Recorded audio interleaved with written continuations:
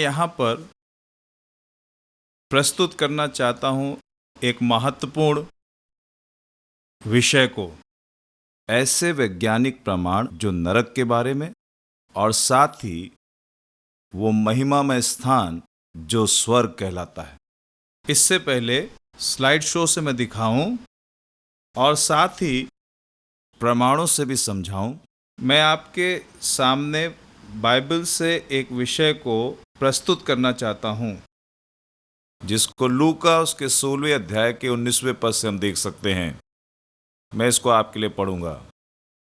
एक धनवान मनुष्य था जो बैजनी कपड़े और मलमल पहनता और प्रतिदिन सुख विलास और धूमधाम के साथ रहता था। लाजर नाम का एक कंगाल घावों से भरा हुआ उसकी डेवड़ी पर छोड़ दिया जाता था और वह चाहता था कि धनवान की मेज पर की जूठन से अपना पेट भरे, यहाँ तक कि कुत्ते भी आकर उसके घाव को चाटते थे। ऐसा हुआ कि वह कंगाल मर गया और स्वर्गदूतों ने उसे लेकर अब्राहम की गोद में पहुंचाया। वह धनवान भी मरा और गाड़ा गया और अधोलोक में उसने पीड़ा में पड़े हुए अपनी आंखें उठाई और दूर से अब्राहम की गोद में लाजर को देखा। तब उसने पुकार कर कहा, हे पिता अब्राहम, मुझ पर दया करके लाजर को भेज दे, ताकि वह अपनी उंगली का सिरा पानी में भिगोकर मेरी जीभ को ठंडी करे, क्योंकि मैं इस ज्वाला में तड़प रहा हूँ। परंतु अब्राहम ने कहा, हे पुत्र, स्मरण कर कि तू अपने जीवन में अच्छी वस्तुएं ले चुका है और वैसे ही लाजर बुरी वस्तुएं, परंतु अब वह यहाँ शांति पा रहा है और तू तड़प रहा है। इन सब बातों को छोड़ हमारे और तुम्हारे बीच एक भारी गड्ढा ठहराया गया है कि जो यहाँ से उस पार तुम्हारे पास जाना चाहे वे ना जा सके और ना कोई वहाँ से इस पार हमारे पास आ सके। उसने कहा, तो हे पिता, मैं तुझसे विनती करता हूँ कि तू उसे मेरे पिता के घर भेज, क्योंकि मेरे 5 भाई हैं। वह उनके सामने इन बातों की गवाही दे, ऐसा ना हो कि वे भी इस पीड़ा की जगह में आए। अब्राहम ने उससे कहा, उनके पास तो मूसा और भविष्यवक्ताओं की पुस्तकें हैं, वे उनकी सुने। उसने कहा, नहीं हे पिता अब्राहम, पर यदि कोई मरे हुए में से उनके पास जाए तो वे मन फिराएंगे। उसने उससे कहा, जब वे मूसा और भविष्यवक्ताओं की नहीं सुनते, तो यदि मरे हुए में से कोई जी भी उठे तो भी उसकी नहीं मानेंगे। मेरे प्रिय भाइयों और बहनों, प्रभु यीशु मसीह एक सुंदर घटना का वर्णन कर रहे हैं। प्रभु यीशु मसीह ने परमेश्वर के राज के विषय में कई दृष्टांतों को बताया है। ये समझे, घटना और दृष्टांत में एक फर्क होता है। मैं समझाता हूँ। दृष्टांतों में आप किसी व्यक्ति के नाम को नहीं पाते हैं। उदाहरण के तौर पे मत्ती उसके 13वें अध्याय में आप पाएंगे, यीशु मसीह बोने और काटने के दृष्टांत को बताते हैं। दृष्टांत यूं शुरू होता है, यहाँ बीज बोने वाले को देखें, वो आया और बीज बोने लगा। कुछ आकर के गिरे, कटीली झाड़ियों में जाकर के गिर गए, कुछ अच्छी भूमि में, और जिससे कि लोग अच्छे से इस बात को समझ जाएं। वहाँ पर आप पाएंगे किसी व्यक्ति के नाम को नहीं बताया गया, लेकिन इस हिस्से में आप देखेंगे एक नाम को, एक व्यक्ति के नाम को, और दुर्भाग्यवश वो एक कंगाल व्यक्ति है। यीशु मसीह यहाँ दृष्टांत के बारे में नहीं बोल रहे हैं, बल्कि एक सच्ची घटना बता रहे हैं। यहाँ पर उस व्यक्ति का नाम शिक्षा में दिखता है। इससे साफ दिखता है ये व्यक्ति बीते समय में थे। यदि ये घटना सत्य नहीं होती, यीशु इसके विषय में ना तो बात करते और ना ही ऐसे किसी विषय को उठाते। ठीक है मित्रों, आइए हम इसे गौर से देखें। क्योंकि उसने इस व्यक्ति के नाम को लिया है, ये घटना घटी है, हम इसे ऐसे नहीं छोड़ सकते। इसका मतलब ये बहुत ही महत्वपूर्ण सूचना यीशु मसीह मानवता को बताना चाहते हैं। यदि हम इससे अनजान बनेंगे, तब मैं सोचता हूँ कि हम बहुत बड़ा नुकसान उठाएंगे। कृपया ध्यान से सुने। यहाँ पर हम 2 व्यक्तियों को देखते हैं। एक धनी व्यक्ति जो प्रतिदिन बड़े स्वादिष्ट भोजन को खाता था। बाइबल बताती है, जब धन संपत्ति आपके पास होती है, अक्सर लोग किसी बात की चिंता नहीं करते हैं। जो भी वो सोचते हैं ऐसे ही उनके जीवन में आ जाता है। तो क्या होता है, तब ऐसा संभव हो सकता है कि सत्य और वास्तविकता से आप अपने मुंह को फेर लें, साथ ही ईश्वर को खोजने से। अब ये धनी व्यक्ति, बाइबल बताती है, वो स्वादिष्ट भोजन खाता था और मलमल के वस्त्र पहनता था, और पूछे मत, दिन रात प्रतिदिन जीवन में बहुत सुख भोग रहा था। और वहां पर एक व्यक्ति था जो कंगाल था, जिसका नाम लाजर था, और वो धनी व्यक्ति के घर के फाटक पर पड़ा रहता था और इस बात की ताक में रहता था कि जो कुछ धनी व्यक्ति की मेज से गिरे उससे खाकर अपना पेट भरे। मैं ऐसी कल्पना कर सकता हूं कि ये व्यक्ति उस धनी व्यक्ति के घर के बाहर के फाटक के पास बैठा रहता होगा और वहाँ पर कोई ऐसी जगह होगी जहाँ पर घर के लोग सारा कूड़ा और जूठन ला करके फेंकते होंगे, और ये कंगाल उसको देख करके उसमें से ढूंढ करके उस खाने को निकाल कर खाता होगा। और बाइबल बताती है वह घाव से भरा हुआ था और कुत्ते आकर उसके घाव को चाटते थे। मैं नहीं जानता कि उसको कौन कौन सी बीमारी थी, खाना ना मिलने की वजह से, कमजोरी या कुपोषण का वो शिकार था। घावों की वजह से उसके शरीर में पूरा इन्फेक्शन फैलने लगा था और किसी भी व्यक्ति ने इसकी कोई देखभाल नहीं करी। लोग इसको कोसते होंगे, आने जाने वाले भी इसको कोस करके जाते होंगे। इन तकलीफों के ऊपर कुत्ते आते थे और इस गरीब व्यक्ति के घाव को चाट करके जाते थे। और कितनी दुखद स्थिति में व्यक्ति था। वो दिन भर अपने दिनों को गिनता होगा कि मेरा जीवन कब खत्म होगा, कब मैं ईश्वर को देख पाऊंगा, कब मुझे न्याय मिलेगा, मुझे दुनिया में कोई सुख नहीं मिला। और इस धनी व्यक्ति को देखो, वो चिंता भी नहीं करता है कि मुझे कुछ भोजन ही दे दे। वो कुछ सोचता ही नहीं है कि उसके पास कोई चिंता है मनुष्य की समस्याओं के विषय में। इस धनी व्यक्ति के दिमाग में बहुत सारी योजनाएं होंगी भविष्य को लेकर, और कैसे अपने पैसे धन संपत्ति को और बढ़ाए। और देखते ही देखते इसकी सारी योजनाएं बिखर गई और बाइबल बताती है कि ये दोनों मरे। और ये बहुत एक महत्वपूर्ण बात है जिस पर हम ध्यान दे सकते हैं। मेरे प्रिय भाई और बहनों, इस संसार में हमें एक निश्चित समय दिया गया है जीने के लिए, और एक बच्चा पैदा होता है और बड़ी खुशी के साथ शुरू करता है, और मृत्यु एक दुखद अंत है। ये जीवन की एक साधारण क्रिया है, कोई इससे बच नहीं सकता, कोई इसे बदल भी नहीं सकता है। और क्या होता है कि मृत्यु सारी बातों को समेटने का समय होता है।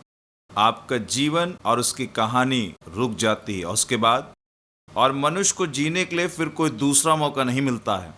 हम ये नहीं जानते कि इस दुनिया से कब हमारा जाना हो जाएगा।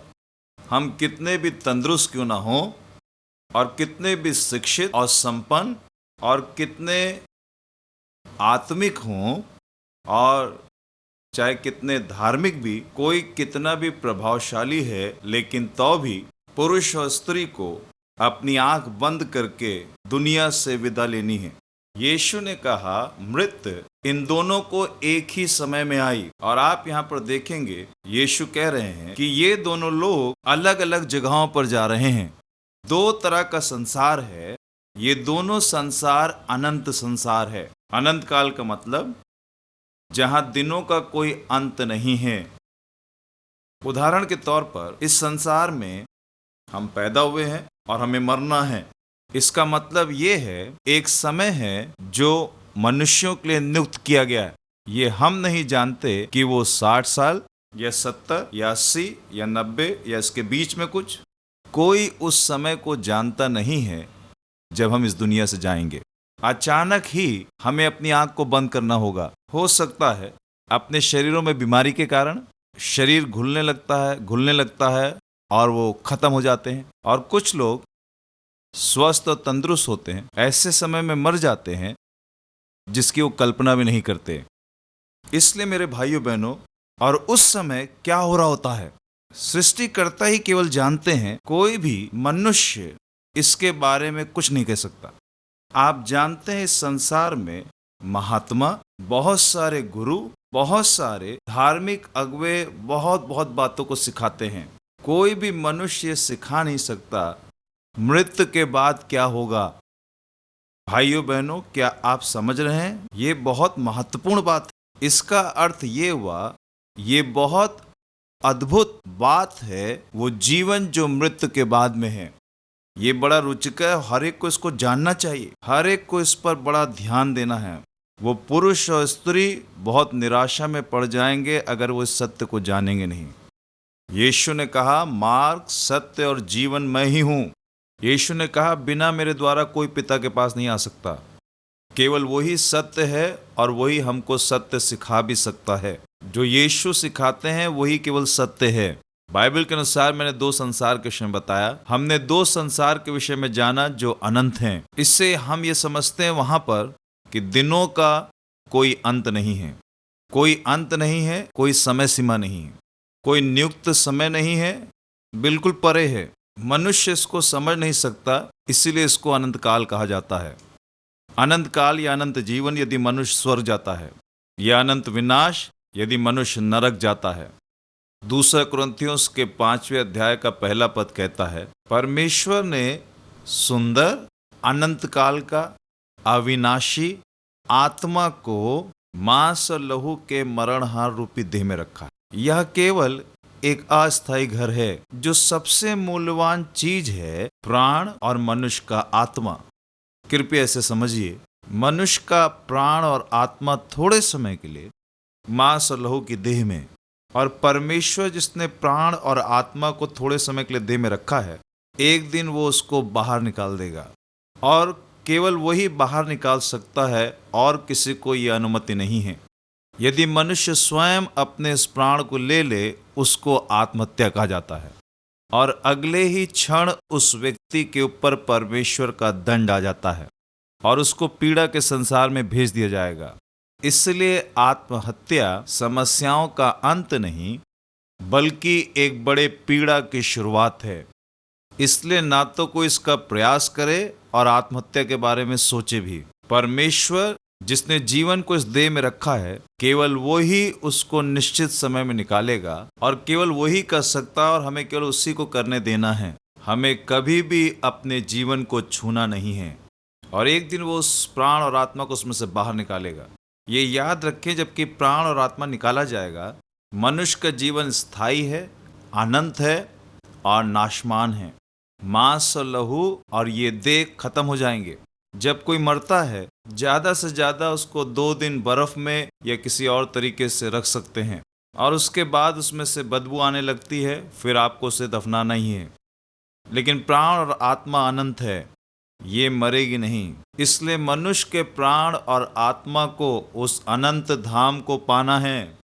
इसे समझिए, ये अनंत जीवन है, अनंत प्राण और आत्मा है, जो कि अस्थायी देह में है। और जब इसको ले लिया जाएगा, तब इस अनंत प्राण और आत्मा को अनंत धाम पाना है। इसके बाद कोई देह नहीं, कोई दूसरी देह नहीं, कोई पुनर्जन्म नहीं, दूसरा, तीसरा, चौथा, 1000वां जीवन नहीं। नहीं, जो इस दुनिया में हमने किया है उसके अनुसार नहीं है। कुछ लोग सोचते हैं यदि हम बुरा काम करेंगे तो अगले जन्म में हम कोई पशु या जानवर होंगे, अच्छा काम करने से अगला जन्म मनुष्य का मिलेगा। नहीं भाइयों बहनों, क्योंकि बाइबल ये कहती है कि मनुष्य के लिए ये नियुक्त है कि वह एक बार मरेगा और उसका न्याय होगा। कोई भी दूसरी बार वाली बात नहीं है कि आप फिर पैदा होंगे, ये केवल एक ही बार है। यही सत्य है। अनंत प्राण और आत्मा को अनंत धाम पाना है। वहीं पर वास्तविक जीवन शुरू होता है। आपको ये समझना है, असली जीवन अनंत धाम से शुरू होगा। ये जानिए, 2 अनंत धाम हैं। कुछ इस तरीके से, ब्रेड के 2 पीस जैसे, सैंडविच की तरह, जैसे 2 ब्रेड के बीच में जैम। जैसे कि ऊपरी हिस्सा परमेश्वर का स्वर्गीय स्थान, नीचे का हिस्सा नरक, और उसके बीच में जो जैम है उसको हम कह सकते हैं, मान लीजिए, इसको मैं केवल एक उदाहरण के तौर पे कह रहा हूँ, उसके बीच में एक अस्थायी जीवन। मेरे भाइयों और बहनों, परमेश्वर ने 2 संसार को रखा, ये सच है। चाहे हम इसे समझें या न समझें, चाहे विश्वास करें ना करें, चाहे इसको हम ग्रहण करें या ना करें, इससे कोई फर्क पड़ता नहीं है, क्योंकि परमेश्वर का वचन ही अंतिम है। क्योंकि ये बाइबल सृष्टिकर्ता के वचन है, ना कि किसी मनुष्यों के द्वारा कही गई बातें। यदि ये मनुष्यों की बात होती तो इसका कोई अर्थ ही नहीं होता, क्योंकि मनुष्य उसकी बातें बदलती जाती हैं। लेकिन हमारा सृष्टिकर्ता आज कल और युगानुयुग एक सा है, और यीशु मसीह आज कल और सर्वदा एक सा है। और वो बदलता नहीं, उसका वचन बदलता नहीं, और उसका प्रेम कभी बदलता नहीं है, और उसका अनुग्रह कभी नहीं बदलता। मेरे प्रिय भाइयों बहनों, सत्य यही है, या तो आत्मा उस अनंत आनंद में या परमेश्वर के धाम जिसको हम स्वर्ग कहते हैं वहां पर जाती है, या आत्मा फिर उस नरक की आग में जाती है। अब इसे याद रखें, बाइबल 2 कुरिन्थियों के 5वें अध्याय के 10वें पद में कहती है, पौलुस प्रेरित वो कहता है जो कुछ भी हमने किया उस सब का हमें न्याय देना होगा, इस संसार में रहते हुए अपनी देह में अच्छे और बुरे का। आइए फिर से उस धनी व्यक्ति और कंगाल लाजर के विषय में देखें। हम देखते हैं कि धनी व्यक्ति खूब स्वादिष्ट भोजन को खाते रहता था और कभी भी और सोचता भी नहीं था कि उसे स्वर्ग के परमेश्वर को खोजना है, परमेश्वर और उसके उद्धार को खोजना है, परमेश्वर और उसकी दया को खोजना है। उसने ऐसा सोचा भी नहीं कि उसका जीवन कभी कि अंत में उसका जीवन उस सुंदर स्थान स्वर्ग में जा सकता है जहां पर कोई बीमारी, रोग और कोई रात नहीं, बल्कि सब शांतिपूर्ण, बल्कि अनंत आनंद का स्थान और विश्राम का स्थान वो होगा। वो सोचता भी नहीं था। उसने ऐसा सोचा जो कुछ उसके पास इस दुनिया में है वही जीवन है और बस आनंद यही है। उसे परमेश्वर के उद्धार की कोई चिंता नहीं थी। वो आने वाले संसार के विषय में कुछ सोचता ही नहीं था। आप समझ गए। लेकिन वो कंगाल व्यक्ति, कंगाल लाजर, वो परमेश्वर को खोजता होगा। दुनिया में उसे आनंद उठाने का कोई मौका ही नहीं मिला। लेकिन उसके बाद फिर क्या हुआ? जब ये दोनों मरे, ये कंगाल व्यक्ति अब्राहम की गोद में ले जाया गया और धनी व्यक्ति को उस नरक की आग में डाल दिया गया। मेरे प्रिय भाइयों और बहनों, क्यों उस नरक की आग में? नरक वो स्थान है जो केवल दुष्टात्माओं के लिए, मनुष्यों के लिए नहीं।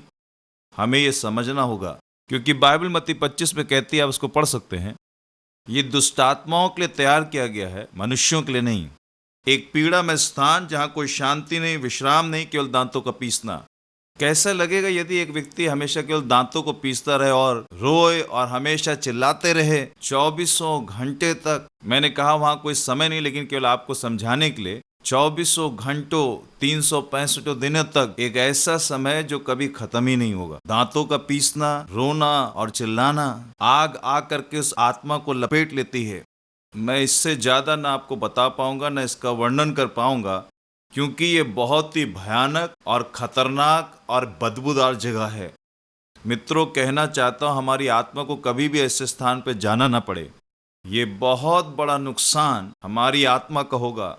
ये धनी व्यक्ति अचानक ही उस शक्ति के बारे में जानने भी नहीं पाया और उस नरक की आग में जा पड़ा। और वो वहां पर कुछ कह रहा है, और मैं चाहता हूं कि आप यहाँ देखें। और अधलोक में उसने पीड़ा में पड़े हुए अपनी आंखें उठाई और दूर से अब्राहम की गोद में लाजर को देखा।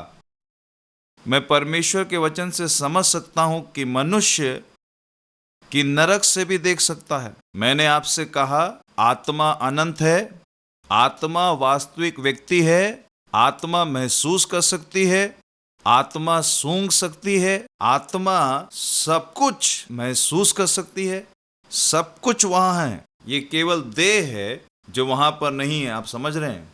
जो शरीर है उसको दफनाया जाना है। यदि आप प्राण को निकाल दें तो देह सूंघ नहीं सकती, वो बोल नहीं सकती है, देख नहीं सकती, बल्कि एक बेकार की सामग्री जिसको केवल दफनाना है। जब तक ये अनंत आत्मा इस देह के अंदर है तब तक ही इस देह का मूल्य है, अन्यथा कोई मूल्य ही नहीं।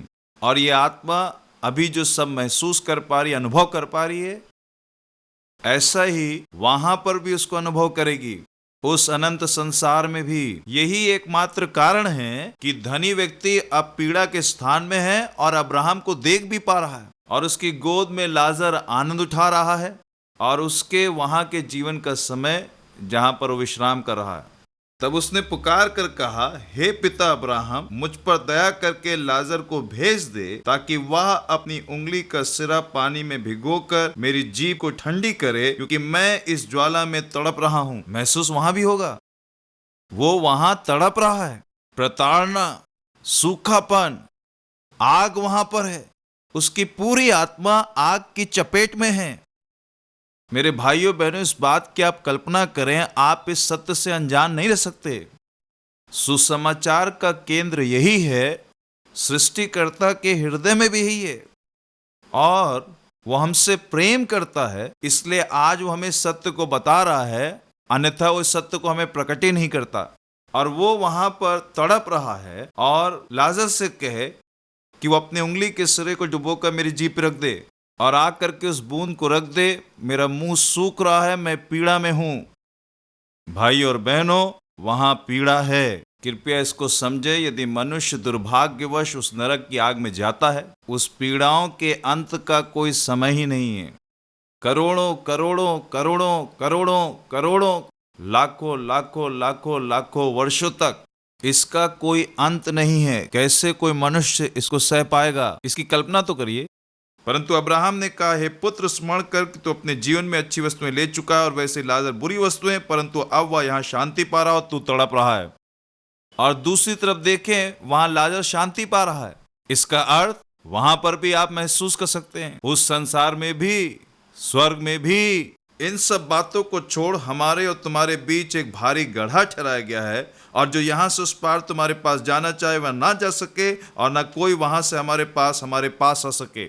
इसका मतलब ये दो स्थान, अनंत संसार, ये दोनों संसार अलग हैं। यहाँ बड़ी खाई है, बहुत बड़ी खाई है। कोई भी मनुष्य स्वर्ग से नरक और कोई भी मनुष्य नरक से स्वर्ग नहीं आ सकता। एक बार गए बस गए, खत्म। हेलो मेरे मित्रों, एक बार गए तो बस गए। लगता है कि आप सोचें इस दुनिया में आप 80 साल जिएंगे, आपके जीवन यात्रा के अंत में मान लीजिए आपको अपनी आंखों को बंद करना पड़े 80 वर्ष में, आंख बंद करते ही या तो आपको ऊपर जाना पड़ेगा या नीचे जाना पड़ेगा।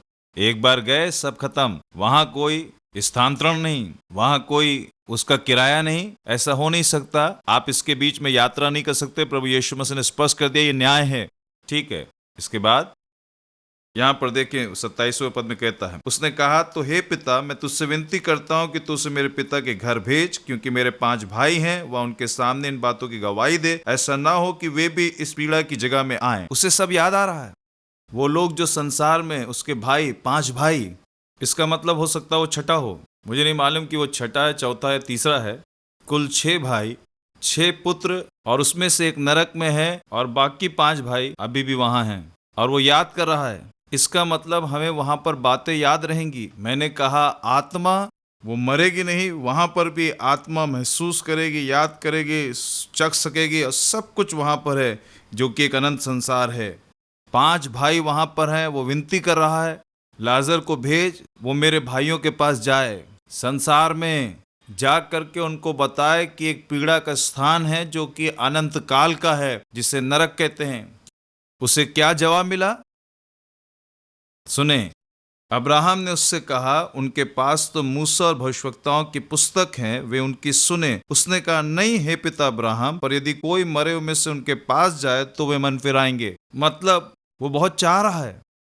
जैसा मैंने पहले बताया कि नरक की आग में पीड़ा है, वो अच्छा स्थान नहीं है, सचमुच ये भयानक स्थान है।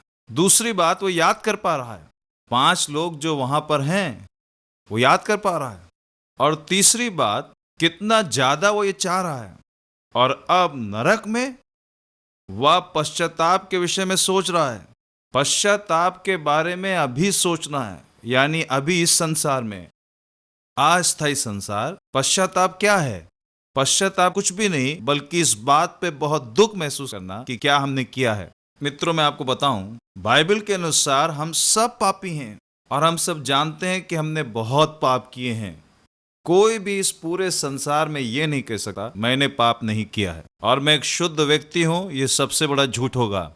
बाइबल ये भी बताती है सबने पाप किया है और सब परमेश्वर की महिमा से रहित हैं। बाइबल रोमियो की पत्री 3 अध्याय के 10-11 पद में कहती है, यदि आप वहां वचन में देखें, कोई परमेश्वर को खोजने वाला नहीं है, कोई धर्मी नहीं, कोई पवित्र नहीं, सब पापी हैं और पापी को मन फिराना है। पापी को दया पाने के लिए मन फिराना होगा। यदि मैं जान गया हूं जो मैंने किया वो पूरी तरह से गलत है, तब मुझे क्या करना चाहिए? जो मैंने किया उस पर मुझे बहुत दुख महसूस करना है और उसको मानना है। उस व्यक्ति से मुझे कहना है, मुझे दुख है, मुझे क्षमा कर दीजिए। यदि मैं पूरे दिल से कहूं मुझे क्षमा करिए, दया मिल जाती है। बाइबल यही कहती है, जो अपने पाप छिपाता है उसके कार्य सफल ना होंगे, लेकिन जो उसको मान लेता है उस पर परमेश्वर की दया होगी। हालेलुया। प्रिय भाई और बहनों, हमारा ये दायित्व बनता है हम अपने पापों को माने, पश्चाताप करें, अंगीकार करें। परमेश्वर, अनंत काल का परमेश्वर, हमारा सृष्टिकर्ता, किसने बनाया है? हमने नहीं बनाया है। मनुष्य ईश्वर को नहीं बना सकता, और मनुष्य, यदि मनुष्य ईश्वर को बनाए सो ऐसा ईश्वर सृष्टिकर्ता नहीं हो सकता, ईश्वर नहीं हो सकता। हम फिर से पाप कर रहे हैं क्योंकि हम परमेश्वर की आज्ञा का उल्लंघन कर रहे हैं। 10 आज्ञाओं में से जो पहली आज्ञा मूसा को पुराने नियम में दी गई, तू किसी मूर्ति के सामने दंडवत न करना, किसी और ईश्वर की आराधना न करना, मूर्ति खोद करके उसकी उपासना न करना। मेरे प्रिय भाई और बहनों, ये वो पाप हैं हमारे जीवन को, हमारी आत्मा को नाश कर रहे हैं। परमेश्वर से ज्यादा हम शैतान की बात मानते हैं। शैतान ने हमें उकसाया है, शैतान ने हर एक तरह के पाप को हमारे अंदर स्थापित कर दिया, हमारा स्वभाव बदल गया, भ्रष्ट हो गया है, और हमने परमेश्वर के विरुद्ध में पाप किया है। हर एक मनुष्य जो इस दुनिया में पैदा हुआ पापी है, उसको पश्चाताप की जरूरत है। पश्चाताप करना है, सच्चे सृष्टिकर्ता की तरफ आना है, सच्चे परमेश्वर की ओर, और केवल वही क्षमा कर सकता है। अपने पापों की क्षमा और दया को पाने के बाद तभी एक व्यक्ति अनंत जीवन में और परमेश्वर के अनंत राज में प्रवेश कर सकता है। अन्यथा एक न्याय उसके ऊपर आता है और वह बाध्य हो जाता है। पीड़ा में वो स्थान जिसको नरक कहा जाता है, जो दुष्टात्माओं के लिए है। मेरे भाइयों बहनों, एक व्यक्ति कैसे शुद्ध हो सकता है? ये प्रश्न चिन्ह है। अब आप कहते हो आप पापी हो, ये ठीक है, मैं सहमत हूं, लेकिन मुझे कोई तरीका बताइए, हम कैसे शुद्ध हो सकते हैं? मैं आपको बताऊं, कोई अपने आप से कभी शुद्ध नहीं हो सकता।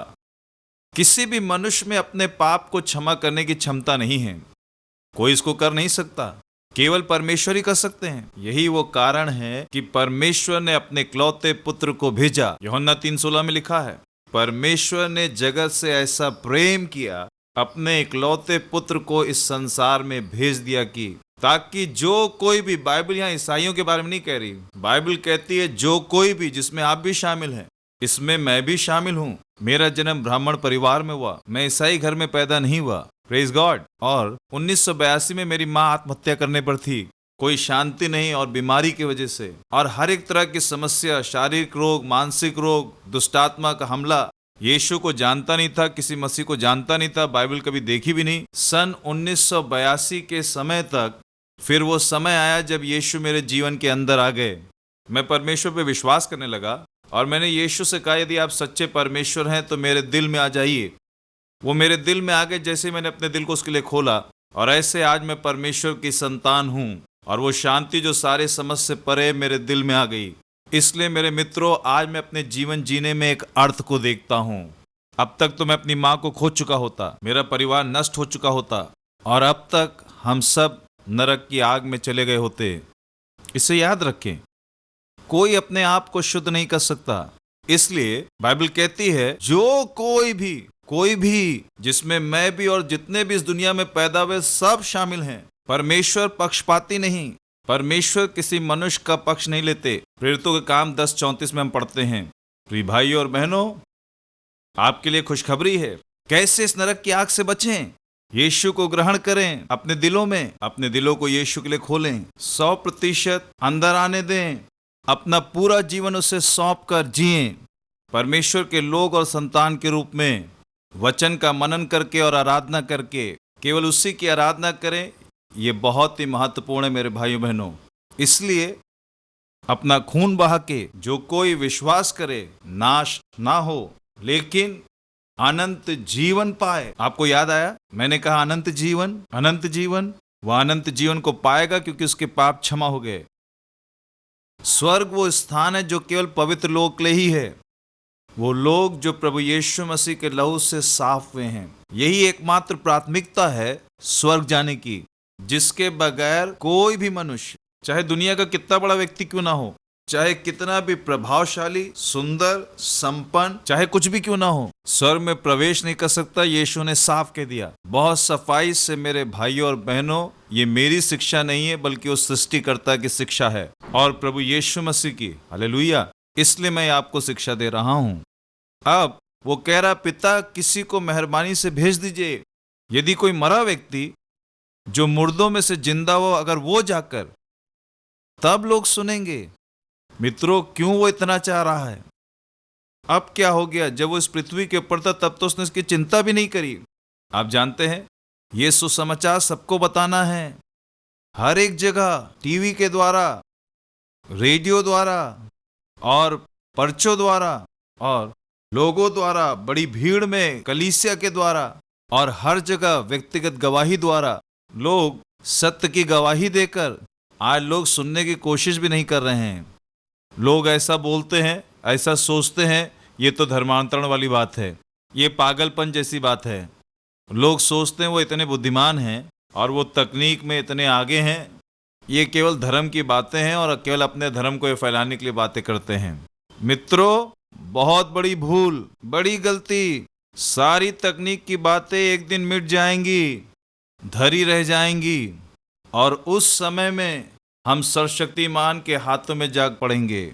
इससे पहले कि आप सर्वशक्तिमान के हाथों में जा पड़ें, इससे अच्छा आप दयालु परमेश्वर के हाथों में जा पड़ें। एक दिन ऐसा होगा कि यही हाथ न्याय करने वाले हाथ बन जाएंगे, जिसे मनुष्य सह नहीं पाएगा मेरे मित्रों। और देखें, और वो कितना ज्यादा ये कहना चाह रहा है, अरे कृपया कृपया कृपया, अगर मैं नहीं, कम से कम वो तो स्वर्ग चले जाएं। मैं तो यहाँ पर हूं, मैं तो जा नहीं सकता स्वर्ग में। आपने कहा वहां खाई है। कम से कम मेरे भाई ये जाने कि एक पीड़ा का स्थान यहाँ है, और ऐसा ना हो कि वो यहाँ आकर आग में गिरें, बल्कि परमेश्वर के पास जाएं। अब्राहम ने उससे कहा, जब वे मूसा और भविष्यवक्ताओं की नहीं सुनते, तो यदि मरे हुए में से भी कोई जी भी उठे तो भी उसकी नहीं मानेंगे, वो विश्वास नहीं करेंगे। तुम्हारा समय खत्म हुआ। इसी तरह से उन्हें भी एक नियुक्त समय दिया गया है और उस समय में सुसमाचार प्रचार किया जा रहा है। अगर वो नहीं सुनते हैं जब प्रचार किया जा रहा है, उन्हें खुद निर्णय लेना होगा कि वो कहाँ जाएंगे। बस, कोई मनुष्य मदद नहीं कर सकता, कोई किसी को बाध्य भी नहीं कर पाएगा कि वहां जाओ। इसी तरह से मेरे भाइयों और बहनों, मैं आपको सिखा रहा हूं ताकि कि आप अपने जीवन काल में सुसमाचार को सुन लें, कि आप अपने थोड़े भेजे को लगा सकें और बुद्धि को, ताकि आप चुन सकें कि आपके अनंत विश्राम का स्थान या तो स्वर्ग या फिर नरक। परमेश्वर आपके हृदय में ऐसी इच्छा दे कि यीशु को खोजें और उसकी क्षमा को, और परमेश्वर के क्रोध और न्याय से इस अंतिम दिनों में बच सकें, कि आप वहां पर स्वर्ग में हो, ना कि उस नरक की आग में। अब मैं जाना चाहता हूं कुछ वैज्ञानिक प्रमाणों से, जिसे मैं चाहता हूं कि आपको बताऊं, एक सुंदर पत्रिका में से बताऊं। ये पत्रिका कोई धार्मिक पत्रिका नहीं, बल्कि एक पेशेवर पत्रिका है जिसका नाम द डिस्कवर है। बहुत से इसके बारे में जानते भी हैं। इस पत्रिका के बाहरी पृष्ठ पर लोगों ने आग की तस्वीर को दिखाया है। एक डेयर डेविल फोटोग्राफर रोमांचकारी दल को दक्षिणी पैसिफिक के सक्रिय ज्वालामुखी को दिखाने के लिए ले गए और एक नाम दिया कि नरक को जाना। जैसा कि मैंने बताया, उस डिस्कवर पत्रिका के बाहरी पृष्ठ पर अगस्त 2002 को इस प्रश्न को पूछा, आखिर पृथ्वी के बीचों बीच में क्या है। यहाँ पर हम कुछ वैज्ञानिक प्रमाणों के साथ साथ कुछ वैज्ञानिक खोज के बारे में जानने पाएंगे। मैंने पहले भी बताया, ये कोई धार्मिक पत्रिका नहीं। वो कहते हैं इस पत्रिका का नाम डिस्कवर है। अगस्त 2002 में एक प्रश्न पूछा गया कि आखिर में पृथ्वी के बीचों बीच में क्या है। हमें इसे पता लगाने के लिए बाइबल में जाना होगा। इन वैज्ञानिक प्रश्नों का उत्तर पाने के लिए विज्ञान परमेश्वर का प्रमाण देता है। विज्ञान परमेश्वर के विरोध में नहीं। दुर्भाग्यवश लोग ऐसा सोचते हैं कि ईश्वर है ही नहीं और केवल विज्ञान है। लेकिन मैं बताऊं, वैज्ञानिक खोज और अन्वेषण परमेश्वर की तरफ से एक दान है, क्योंकि परमेश्वर ने इन दानों को रखा है जिससे इस संसार के लोग सही से समझ पाएं सृष्टिकर्ता और रचने वाले को। पहले इसको जानिए। यीशु मसीह ने इन बातों को बार बार कहा है कि एक आग की झील है जहां लोग जल रहे हैं, रो रहे हैं, चिल्ला रहे हैं, दहाड़े मार रहे हैं, दांत पीस रहे हैं। यदि ध्यान से सुसमाचारों में पढ़ें, आप पाएंगे यीशु मसीह लोगों से कह रहे हैं, लोगों से स्वर्ग से कहीं ज्यादा नरक के बारे में। आखिर क्यों? इसका मतलब ये इतना महत्वपूर्ण है।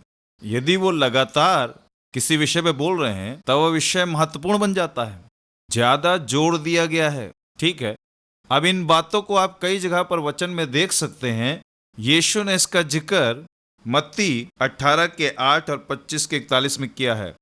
नरक का वर्णन अनंत आग के रूप में किया गया है। मत्ती 25 के 46 में अनंतकालीन दंड, यहूदा 6 अनंतकालीन जंजीर, मरकुस 3:29 अनंत अपराधी, इब्रानियों 6:2 अनंत न्याय, यहूदा 7 अनंत आग, मत्ती 3:12 कभी ना बुझने वाली आग, मरकुस 9:43 46 48 कभी ना बुझने वाली आग, लूका 3:17 ना बुझने वाली आग, दूसरा पतरस 2:17 अनंत काल का अंधकार ठहराया गया है, यहूदा 13 सदा काल का घोर अंधकार ठहराया गया है।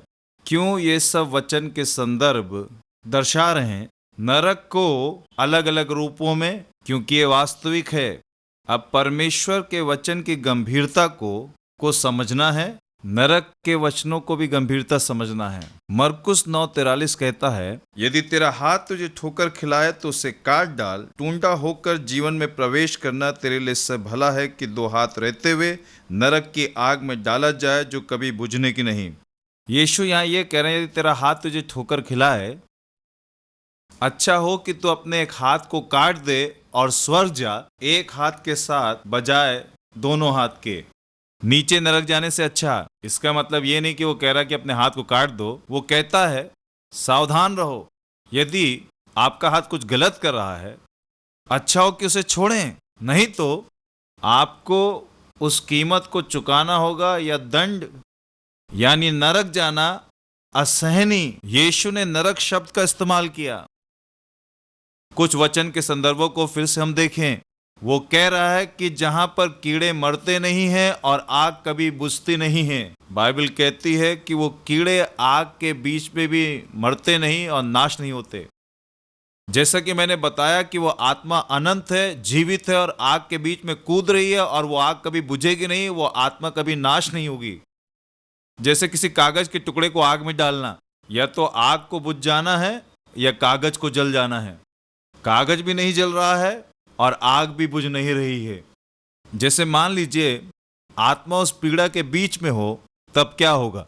देखें 45वां पद, यदि तेरा पांव तुझे ठोकर खिलाए तो उसे काट डाल, लंगड़ा होकर जीवन में प्रवेश करना तेरे लिए इससे भला है कि 2 पांव रहते हुए नरक में डाला जाए, जहां उनका कीड़ा नहीं मरता और आग नहीं बुझती। यदि तेरी आंख तुझे ठोकर खिलाए तो उसे निकाल डाल, काना होकर परमेश्वर के राज में प्रवेश करना तेरे लिए इससे भला है कि 2 आंख रहते हुए तू नरक में डाला जाए, जहां उनका कीड़ा नहीं मरता और आग नहीं बुझती। मेरे प्रिय भाइयों, यीशु हाथ, पैर, आंख के विषय में कह रहे हैं। ये वो 3 अंग हैं जिससे अक्सर हम पाप करते हैं। हाथों से हम पाप करते हैं, पैरों से सब जगह जाते हैं, आंखों से सब देखते हैं और पाप करते हैं। बाकी शरीर पाप में लग जाता है जब पाप को दिल में जगह देते हैं। जब हम पश्चाताप नहीं करते हैं, ये कुछ और नहीं केवल घमंड है, बलवा करना है। जब हम बलवा करते हैं उसके लिए एक दंड है। प्रिय भाइयों बहनों, इसको सुने। अब सवाल ये उठता है, ये नरक है कहां? मैं इसके बारे में बताऊं। आखिर ये नरक कहां पर स्थित है? मुझे बहुत ही रुचिकर वचन से संदर्भ बाइबल में दिखा। एक बहुत ही बढ़िया घटना घटी जो सुनने बड़ी अद्भुत है। गिनती 16 में बाइबल एक ऐसा लेखा देती कि ऐसे लोग जो कि जिंदा नरक में जा गिर पड़े, और वहां पर ऐसा लिखा, और पृथ्वी ने अपना मुंह खोल दिया और उनको निगल गई। गिनती 16:32 से 30 पद में आपके लिए सोड़। परंतु यदि यहोवा अपनी अनोखी शक्ति प्रकट करे और पृथ्वी अपना मुंह पसार कर उनको और उनका सब कुछ निगल जाए और वे जीते जी अधलोक में जा पड़े, तो तुम समझ लो कि इन मनुष्यों ने यहोवा का अपमान किया है। मुझे यहाँ पर आपको इस वचन को जो हमने पढ़ा है उसमें से कुछ विवरण देने की आवश्यकता है। मूसा एक चुना हुआ अगुवा था। परमेश्वर ने अपने सामर्थी हाथ और बढ़ाई हुई भुजा से चिन्ह चमत्कारों के द्वारा उसने इजरायलियों की अगुवाई की। उसका एक चचेरा भाई था जिसका नाम कोरा था, और जिन्हें वो चाहता था वैसे 250 लोगों को उसने अपने साथ चुन लिया और परमेश्वर के इस जन मूसा के खिलाफ बलवा किया। और उसने कहा, केवल तू ही परमेश्वर का जन है, और तू गलत आदमी है। मूसा से वो लड़ने लगा, झगड़ने लगा, मूसा के ऊपर चिल्लाने लगा, उल्टा सीधा बोलने लगा और इतना ज्यादा बोला कि मूसा का हृदय भी जैसे रुक गया। आखिर में मूसा भी प्रार्थना करने लगा, परमेश्वर ये लोग क्या कह रहे हैं, ये लोग क्यों मेरे विरोध में आ रहे हैं? तेरी आज्ञा के अनुसार मैं इनकी अगुवाई कर रहा हूं और ये इससे जलते हैं। और बाइबल बताती है कि परमेश्वर का गुस्सा और क्रोध इस व्यक्ति के ऊपर भड़क उठा। कोरा और उसके साथ वो 250 लोगों का दल, और बाइबल कहती है कि पृथ्वी ने अपना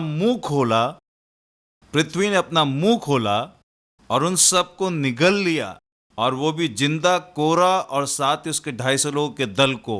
मैं चाहता हूं कि आप ये समझें बाइबल क्यों कहती है पृथ्वी ने अपना मुंह खोला। इसका मतलब मैं पढ़ूंगा, और पृथ्वी अपना मुंह पसार कर उनको और उनका सब कुछ निगल जाए और वे जीते जी अधोलोक में जा पड़े। अधोलोक शब्द वहां पर है, वहां दिया गया है। वह ये सब बातें कह ही चुका था कि भूमि उन लोगों के पांव के नीचे फट गई और पृथ्वी ने अपना मुंह खोल दिया और उनका और उनके घरबार का सारा सामान, कोरा के सब मनुष्यों और उसकी सारी संपत्ति को भी निगल लिया, और वे और उनका सारा घरबार जीवित ही अधोलोक में जा पड़े, और पृथ्वी ने उनको ढांप लिया और वे मंडली के बीच में से नष्ट हो गए। हाँ मेरे मित्रों, बाइबल फिर कहती है जिन्होंने पाप करके अपने ही प्राणों की हानि की है। मेरे प्रियो, 38वें पद को देखें, बड़े ध्यान से इन पदों को देखें और समझें। पापी, एक ही शब्द, अपनी खुद की आत्मा। आप समझे क्या? इन लोगों ने अपने ही आत्मा के विरोध में कार्य किया और अपने पर दंड लाए। अपने ही आत्मा के विरोध में उनकी आत्मा को पूरा निगल लिया पृथ्वी द्वारा। वे नष्ट हो गए और वे इजरायली संतानों के लिए एक चिन्ह बन गए। हम इससे ये समझते हैं कि नरक पृथ्वी के नीचे है। कुछ और रुचिकर कहानी आपको मैं बता रहा हूं, कृपया सुनिए। नरक पृथ्वी के भीतर है। देखें, इस डिस्कवर पत्रिका में एक और महत्वपूर्ण बात है।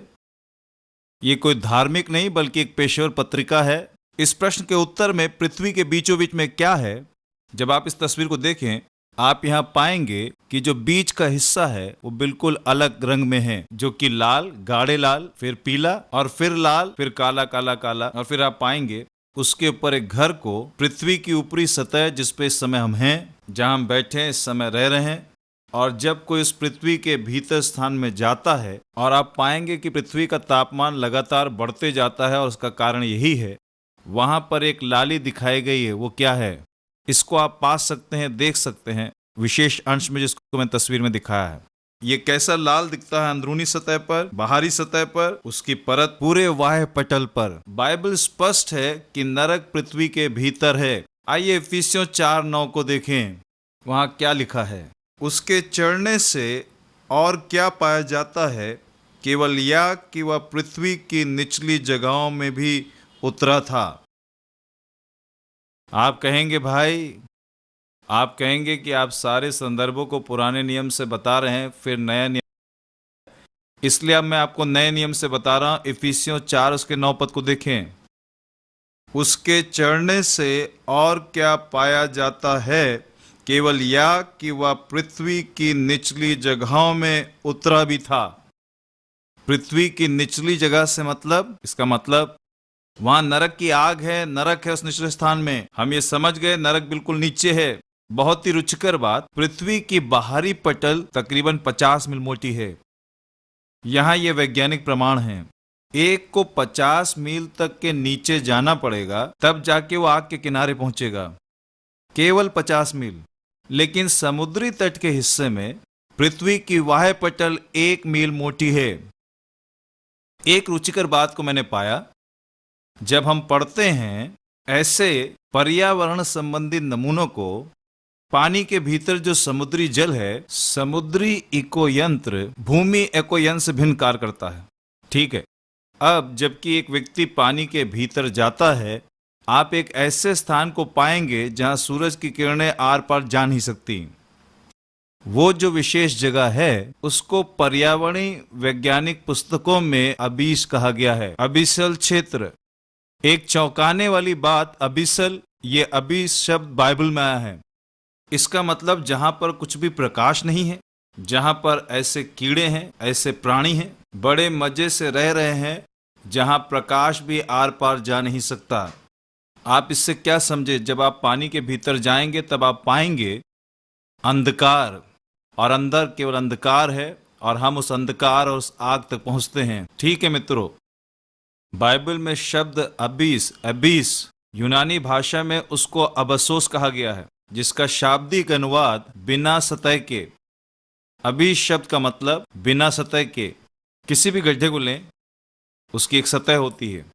यदि किसी गड्ढे को देखें जिसमें कोई सतह नहीं, वो नीचे नीचे नीचे नीचे नीचे नीचे जाता रहेगा, और लगातार ऐसे ही जाते जाते, क्या है ये?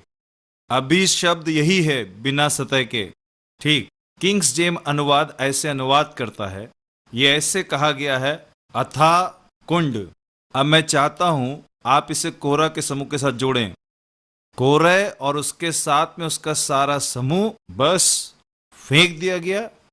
पृथ्वी ने मुंह खोला और वो सीधे गड्ढे में उतर गए। वो अबिस, वो जहां कोई अंत नहीं है। कितना बड़ा दंड उस बलवा करने के लिए। मित्रों, परमेश्वर के विरुद्ध बलवा न करें। ये ना बोले मैं पापी नहीं हूं। मन फिराएं और यीशु को ग्रहण करें। हम दया को प्राप्त करेंगे और इस गड्ढे में ना पड़ेंगे। ये सारी बातें प्रमाण हैं कि नरक है और अनंत दंड और न्याय। बाइबल में और वैज्ञानिक प्रमाणों में ये बातें लिखी हुई हैं। यदि हम परमेश्वर को ना कहें तब हम ऐसे अनंत न्याय से कैसे बच पाएंगे? कृपया ध्यान से सुने। एनआईवी और आरएसवी में अबीस को ऐसे बताया गया है, मृतकों का अंधकार में स्थान, रोमियो 10:7। मरे लोगों की आत्माएं जिसको नरक की आग में डाल दिया गया है, उनको मरे हुए और दूसरे मृत कहा गया है। एबाडॉन, अबीस का शासक, प्रकाशित वाक्य 9:11। एबाडॉन, दुष्टात्माएं अबीस पर राज्य करती हैं। दुष्टात्मा या शैतान जो अबीस का राजा है। अब आत्माएं उस क्षेत्र में जा रही हैं जहां पर शैतान का राज्य है, जो सताने वाला, प्रताड़ित करने वाला है। शैतान अच्छा नहीं, बहुत बुरा है। अब हमारी आत्मा बेवजह से शैतान के संसार में और शैतान का जहां पर राज्य है वहां जा रही है, बजाय कि अच्छे परमेश्वर के राज्य में। और वहां सताव में सताव में सताव में, कब तक? वहां कोई अंत नहीं है। मेरे मित्रों, कृपया इसके बारे में सोचें। ठीक, अबदौन अबीस का राजा है। वहां से प्रकाशित वाक्य का अंतिम दिनों का पशु आएगा। प्रकाशित वाक्य अध्याय 11:7। वो अबीस का पशु अंतिम दिन के विनाश का सामना करेगा। प्रकाशित वाक्य 17:8। शैतान को 1000 वर्षीय राज में बांध दिया जाएगा। प्रकाशित वाक्य 20:1-3। एक और शब्द है जिसको शियोल कहते हैं। शियोल एक दूसरा शब्द है जो नरक को दिखाता है। शियोल इब्रानी शब्द है जिसको मूल भाषा के मूल नाम से लिया गया है। पुराने नियम में शब्द का उपयोग शियोल उस जगह को दर्शाता है, पृथ्वी की गहराई, नीचे जाना और नीचे ले आना। शियोल के संदर्भ में 20 बार यह शब्द आया है। शियोल शब्द जहां कहीं भी आया है, ये बताता है नीचे जाना, नीचे ले आना, पृथ्वी की गहराई। शियोल की गहराई को बाइबल में 6 बार बताया गया है। व्यवस्था विवरण 32:22, भजन संहिता 86:13, नीति वचन 9:18, नीति वचन 15:24, यशाया 7:11, यशाया 14:15। 4 बार शियोल को स्वर्ग से सबसे दूर का स्थान कहा गया है। बहुत दूर का स्थान। को याद है, अब्राहम उस धनी व्यक्ति से कह रहा था, एक बड़ी खाई, कोई भी नरक से स्वर्ग नहीं जा सकता और किसी का भी स्वर्ग से नरक में नहीं जाना हो सकता है। स्वर्ग से सबसे दूर स्थान अय्यूब 14:8, भजन 139:8, यशाया 7:11, आमोस 9:2। अक्सर शियोल को गड्ढे के समान बताया गया है। अय्यूब 17:13-14, अय्यूब 33:18, भजन 33, भजन 88, 3 और 4 पद, नीति वचन 1:12, यशाया 44:15, यशाया 38:18, यजकेल 31:14 से 17। ये शब्द गढ़ा सियोल के समान हैं। 9 बार ये मृत्यु शब्द के समानांतर आया है। शियोल मृत्यु शब्द के समान है। दूसरा सैमुएल 22:6, भजन संहिता 18:4-5, भजन 49:14, भजन 89:48, भजन संहिता 116:3, नीति वचन 5:5, यशाया 28:15, यशाया 28:18, होशे 13:14, हबक्कुक 2:5। शियोल को एक बड़ी बाढ़ के रूप में दर्शाया गया है। जल और लहरें, योना अध्याय 2:2-6। कई बार शियोल को शिकारी के रूप में बताया गया है, जो अपने शिकार के लिए फंदे को लगाता है। रस्सियों से बांधना, जीवतों से मृत्यु की ओर खींचना। दूसरा सैमुएल 22:6, अय्यूब 24वां अध्याय 9वां पद, भजन 106:3। शियोल को बंदी गृह बताया गया जहां से वापस लौटना नहीं हो सकता। अय्यूब 7:9, अय्यूब 10:21, अय्यूब 16:21, अय्यूब 21:13, भजन 49:14, यशाया 38:10। लोग जिंदा शियोल में जा सकते हैं। गिनती 16:13, गिनती 16:33, भजन 55:15, नीति वचन 1:12। मेरे भाइयों और बहनों, मैं आपको बता रहा हूं वचन के संदर्भों को अलग अलग, कि आप उस सही शब्द को जाने, उसके अर्थ को और समानांतर संदर्भ को। हम समझ रहे हैं एक और संसार भी है। उस संसार को शियोल के रूप में दर्शाया गया है, नरक, अधलोक या जो भी आप कहें। लेकिन एक अथाह कुंड है, ज्वलनशील स्थान। ये सारी बातें वास्तविक हैं क्योंकि यीशु मसीह ने स्वयं इन बातों को कहा है। आइए हम यहाँ पर देखेंगे कुछ विश्लेषणों को। अब तक हम ये कहते आ रहे हैं कि एक नरक है और वो पृथ्वी के नीचे स्थित है। अगर ये पृथ्वी के नीचे है, वहां पर हम आग को भी पाते हैं। क्या इस बात का कोई प्रमाण है कि आग वहां पृथ्वी के नीचे से निकल रही कि जिसको हम देख सके या हम उसको जान भी सकें? हम अपने पूरे स्कूली अध्ययन में हम सब लोगों ने पढ़ा होगा, सीखा होगा ज्वालामुखी के बारे में। कुछ समय पहले परमेश्वर मेरे ध्यान को उसी तरफ खींचने लगे। इस ज्वालामुखी को देख करके आप समझेंगे नरक के अस्तित्व को और ईश्वर के प्रेम दया को। आइए इसे ध्यान से देखें, ज्वालामुखी क्या है।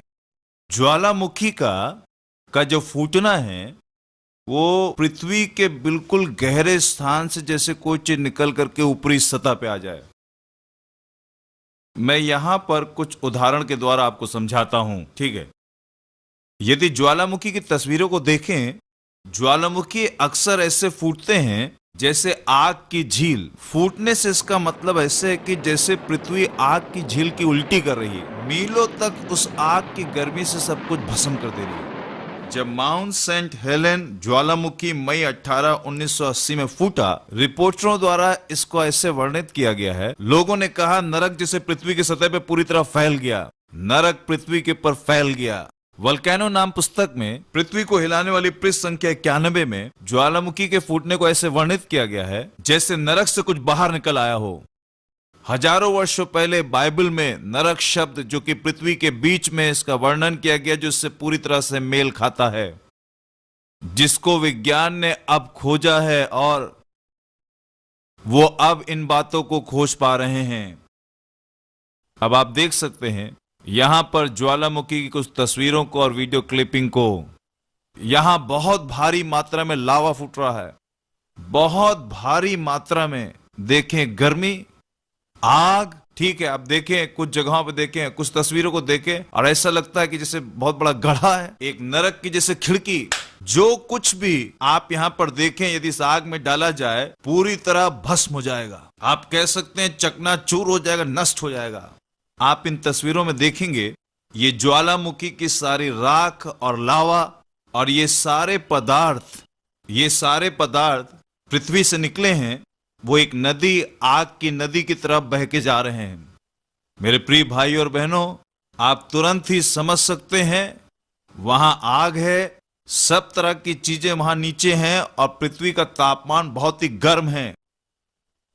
कैस्पर प्यूजर प्रसिद्ध वैज्ञानिक ज्वालामुखी फूटने के ऊपर एक शोध करके उन्होंने कुछ कागजात को तैयार किया। हेक्ला फेल में अपने शोध में उन्होंने कई डरावनी और भयानक बातों को लिखा। ये व्यक्ति कैस्पर प्यूजर, और वो कहते हैं भयानक दहाड़ों का मारना, रोना, दांतों का पीसना, जब ये ज्वालामुखी ऐसे फूटते हैं इनकी आवाजों को दूर से सुना जा सकता है। ये फिर क्या है? अक्सर जब ज्वालामुखी फूटते हैं तो उसमें लावा और आग और धुआं और राख और ऐसी चीजें तो दिखती हैं, लेकिन ये जो विशेष व्यक्ति इस बात को अपनी खोज में पाया, भयानक दहाड़ों को, रोने और दांत पीसने को। ये कौन है? ये आवाजें उन आत्माओं की हैं जो मनुष्यों की हैं, जो पहले ही जाग करके उस नरक की आग में गिर पड़ी हैं।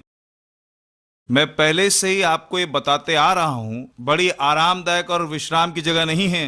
अपने पूरे जीवन काल तक, अनंत काल तक लोगों को बस यही दहाड़े मारना, रोना, दांतों का पीसना, मेरे परमेश्वर, हम कभी कल्पना भी नहीं कर सकते। और जब ज्वालामुखी आग और ये सारी चीजों को उलटते हैं, ये ऐसा ही है जैसे नरक ने अपनी सारी खिड़कियों को खोल दिया है, और वो लोग जो पहले से नरक में नीचे हैं उनकी आवाजें सुनी जा सकती हैं।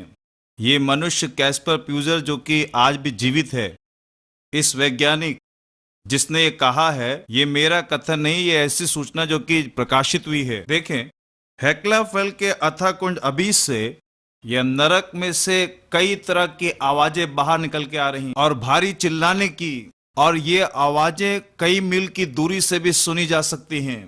पहाड़ों से भी ऐसी भयानक रोने और चिल्लाने और दांतों को पीसने की आवाज को सुना जा सकता है।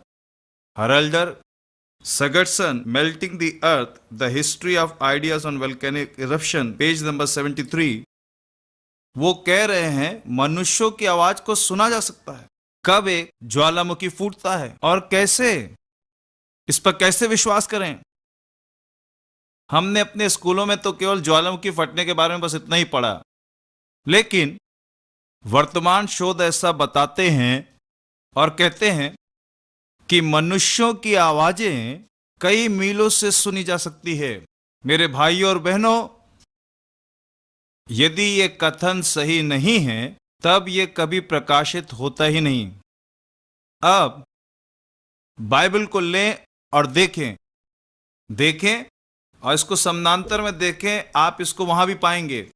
इसका अर्थ वैज्ञानिक खोज प्राथमिकता नहीं है, बाइबल का अनुवाद ही प्राथमिक है। परमेश्वर ने पहले इसको बोला, फिर वैज्ञानिक खोज ने इसको प्रमाणित किया है, बस। भाई और बहनों, क्या आप ये सोचते हैं केवल ये खोज है? क्या आप सोच रहे हैं कि मेरी शिक्षा एक सूचना मात्र है, इससे मेरा कोई संबंध नहीं? मेरे दोस्तों, मैं बताऊं, इसका आपके जीवन से सीधा संबंध है। कौन जानता है कि वो मंजिल आपकी हो यदि आप मन फिरा के यीशु को ग्रहण न करें। मित्रों, बहुत ही सावधान रहें।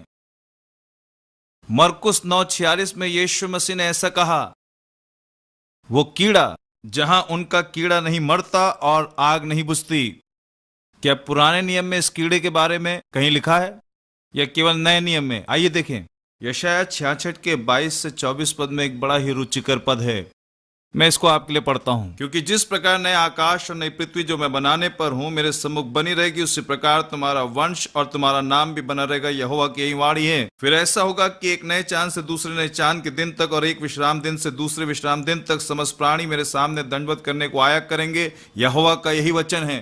जब वे निकल कर उन लोगों के शवों पर जिन्होंने मुझसे बलवा किया दृष्टि डालेंगे, क्योंकि उनमें पड़े हुए कीड़े कभी ना मरेंगे, उनकी आग कभी ना बुझेगी और सारे मनुष्यों को उनसे अत्यंत घृणा होगी। आपने ध्यान दिया? यहां ध्यान दीजिए और बाइबल में से पुराने नियम से देखिए। उस अंतिम अध्याय को यशायाह की पुस्तक में लिखा है कि वह कीड़े कभी ना मरेंगे और उनकी आग कभी ना बुझने पाएगी। क्या आपने उसको मरकुस 9 में नहीं पढ़ा कि वहां कीड़े कभी मरते नहीं और आग कभी बुझती नहीं है। और वहां जो पुराने नियम में कहा गया उसको हम देख रहे हैं, वो यहाँ पर आ रहा है और यीशु मसीह हमसे कह रहे हैं परमेश्वर का वचन कितना सच्चा और कितना वास्तविक है। और इस समय मैं आपको कुछ वैज्ञानिक प्रमाण देने जा रहा हूं। वैज्ञानिकों ने शोध करके इस बात को पाया है कि समुद्री तल चिटक रहा है और उसमें से आग निकल करके आ रही है। अच्छा, ऐसा है? पानी में ज्वालामुखी? मैं आपको बताऊं, उन्होंने पाया है समुद्री वाह्य पटल से आग निकल रही है। उनको 8 फुट लंबे कीड़े मिले जो दुनिया में और कहीं नहीं दिखते। जोसेफ वेलेस द्वारा लिखी गई पुस्तक द डीप सी पृष्ठ संख्या 39 ऐसा वर्णन करती है। वहां एक ऐसा परिच्छेद है जिसको हम पढ़ सकते हैं। ऐसा लगता है एक अजीब समुद्री प्राणी देखने में आ रहा है जो रिफ्टिया है, एक बड़ा कीड़ा जो तकरीबन 8 फुट लंबा है। ऐसे कीड़े केवल समुद्र के गहरे स्थान में ही देखे गए हैं। ये कीड़े वहां जीवित रह सकते हैं। सूर्य की रोशनी वहां पर ना होने के बाद भी वो वहां जीवित हैं। वहां हाइड्रोजन सल्फाइड है और उसमें वो जीवित हैं और वहां सब चय प्रचय की प्रक्रिया में हैं। और जो रासायनिक पदार्थ वहां पर पाए जाते हैं उसके वजह से कीड़े जीवित हैं और ऐसा एक पदार्थ हाइड्रोजन सल्फाइड है। फिर ये गंधक वहां कैसे है? मैं रसायन का व्यक्ति हूं, मैंने रसायन पढ़ा है, मैं रसायन में पीएचडी हूं और मेरा हृदय इन्हीं बातों में है। हाइड्रोजन सल्फाइड, वहां गंधक जैसी वस्तुएं हैं। समुद्र के निचले हिस्से में वहां पर गंधक कैसे है? इसका मतलब तो ये हुआ कि पृथ्वी के नीचे गंधक है। जो कीड़े वहां पर हैं वो कीड़े उस आग के बीच में बहुत ही आराम से बिना किसी परेशानी के हैं। आपने पाया कि आग वहां रिस रही है। वैज्ञानिक कह रहे हैं कि आग रिस रही है समुद्र की सतह पे। ये आग कहां से आ रही है? आग कैसे यहां आ सकती है? जब तक कि आग अंदर होना, आग कैसे रिस सकती है? जब समुद्र में इतना पानी है तो भी आग निकल रही है। आग निकल रही है और उस आग में आप कीड़े देख रहे हैं। क्या उसमें जीवित रह सकते हैं? हाँ मेरे दोस्तों, वो जिंदा रह सकते हैं। यही वैज्ञानिक प्रमाण है। फिनलैंड के सबसे प्रसिद्ध अखबार में एक ऐसा लेख छापा गया, अमन शास्त्रीय। मुझे पता लगा अमन शास्त्रीय अखबार अब छपना बंद हो गया है। एक डॉक्टर जिनका नाम असखाव है, वो नास्तिक थे और ये कहानी कुछ इस तरीके से है। आज भी आप साइबेरिया में ये पा सकते हैं वो जगह जहां पर असको अपने दल के साथ भूगर्भ शास्त्री लोग जो कि तेल की खोज करने के लिए एक विशेष स्थान पर वहां पर गए। वो नीचे नीचे नीचे नीचे नीचे नीचे खोदते खोदते खोदते गए। खोदते खोदते उनका ऐसी चीज से सामना हुआ, उनकी खोदने वाली मशीन बिना किसी घर्षण या रगड़ के बहुत तेजी से घूम रही थी। जब हम जमीन खोदते हैं अक्सर मशीन का घूमना धीरा और तेज होता जाता है, लेकिन इस जगह पर एकदम से उन्होंने पाया कि एकदम से मशीन बहुत तेजी से घूमने लगी। इसका मतलब मशीन को बहुत खाली जगह मिल रही है। जब मशीन खाली जगह पर इतनी तेजी के साथ में घूमने लगी, वो सब सोचने लगे कि ऐसा क्या हुआ। जब वो जानने की कोशिश कर रहे थे कि आखिर हुआ क्या है, तब उन्होंने इस बात को जो पाया उससे वो नास्तिक व्यक्ति चौंक गया।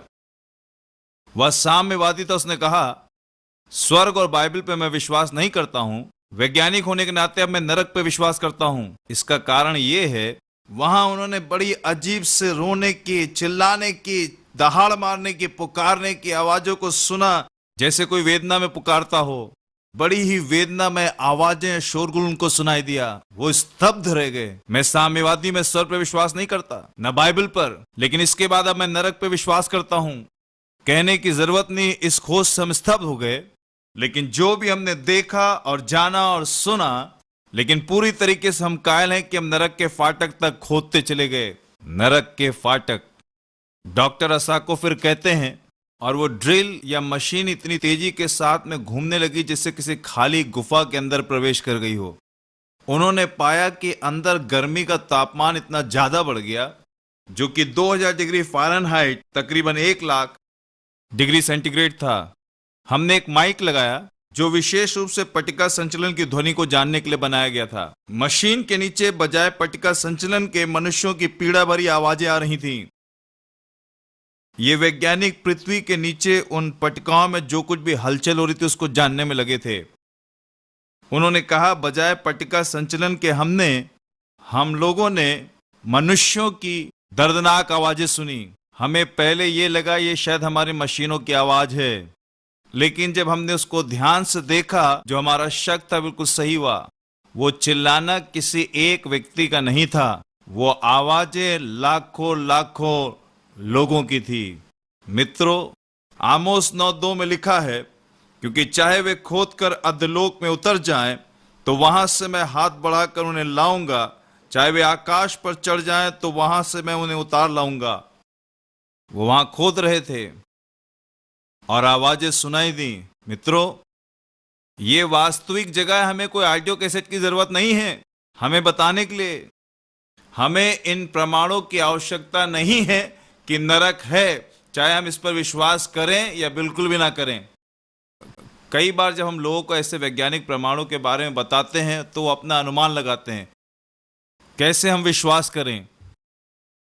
मेरे भाइयों बहनों, हम विश्वास करें या ना करें, लेकिन बाइबल नरक के विषय में बिल्कुल साफ है। इसलिए हम विश्वास करते हैं कि एक नरक है। यीशु और उसका वचन सत्य है।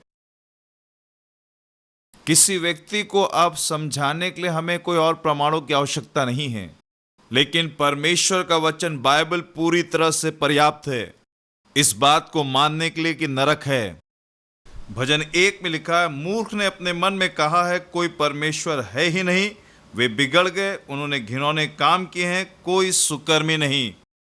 यदि आप कहें कि नरक नहीं है, कोई ईश्वर नहीं है, बाइबल कहती तब तो हम मूर्ख हैं। मूर्ख ने कहा कोई ईश्वर नहीं है। अब मेरा अगला प्रश्न ये है, मैंने आपको हाइड्रोजन सल्फाइड के बारे में बताया, वहां गंधक है। ठीक, बहुत ही रुचिकर कहानी ये है। आप कैसे वहां पर गंधक को पा सकते हैं? क्यों? वहां आप गंधक देख रहे हैं।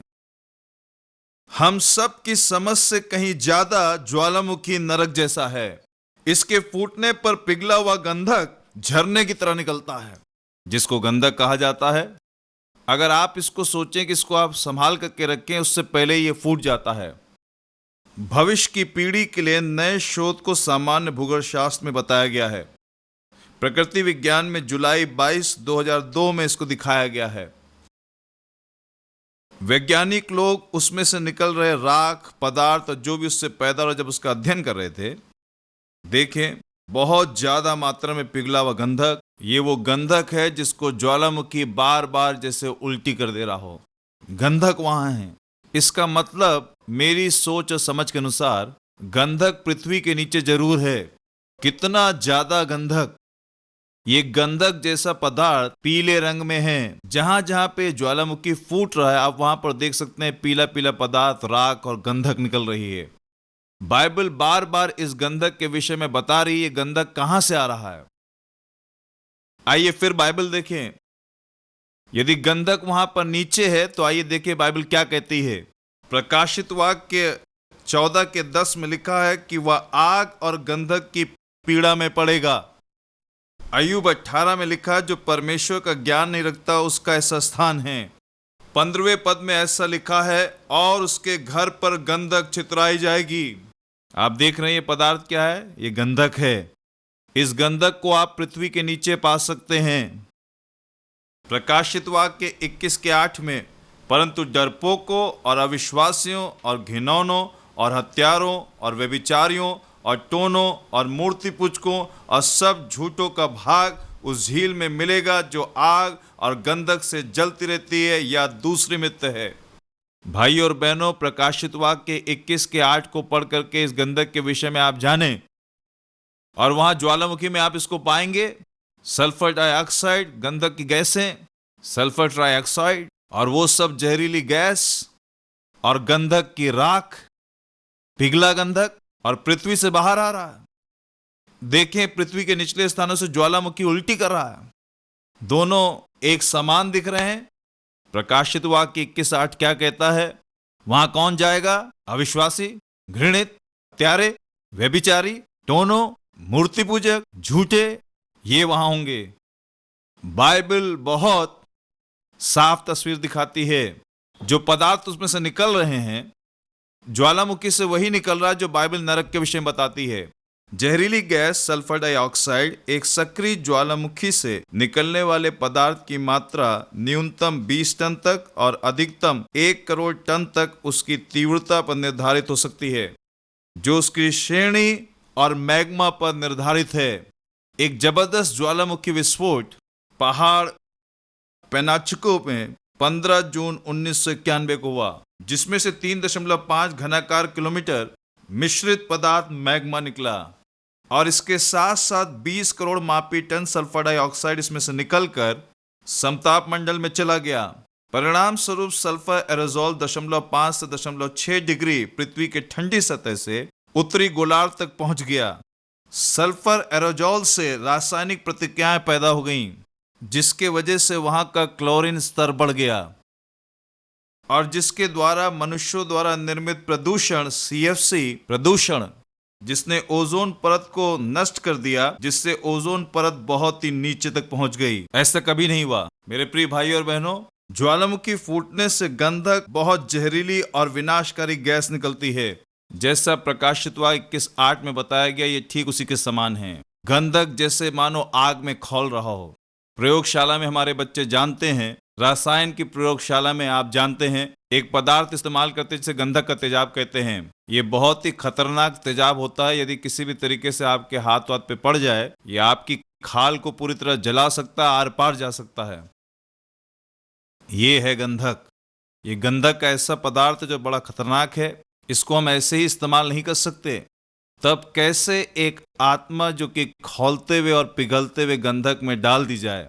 इतना ज्यादा तापमान 2000 फ़ारेनहाइट नरक की आग में, जिसमें किसी को 1 दिन नहीं, 2 दिन नहीं, 4 दिन नहीं, 1 महीने के लिए नहीं, हमेशा हमेशा लाखों लाखों लाखों वर्षों तक। जरा कल्पना करें क्या ही भयानक तस्वीर होगी मेरे भाइयों।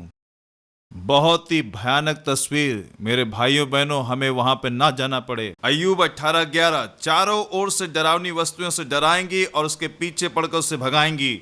अपने जिस डेरे का भरोसा वह करता है, उससे वह छीन लिया जाएगा और वह भयंकरता के राजा के पास पहुंचाया जाएगा। जो उसके यहाँ का नहीं है, वह उसके डेरे में वास करेगा और उसके घर पर गंधक छितराई जाएगी। वह उजियाले से अंधियारे में ढकेल दिया जाएगा और जंगल में भी भगाया जाएगा।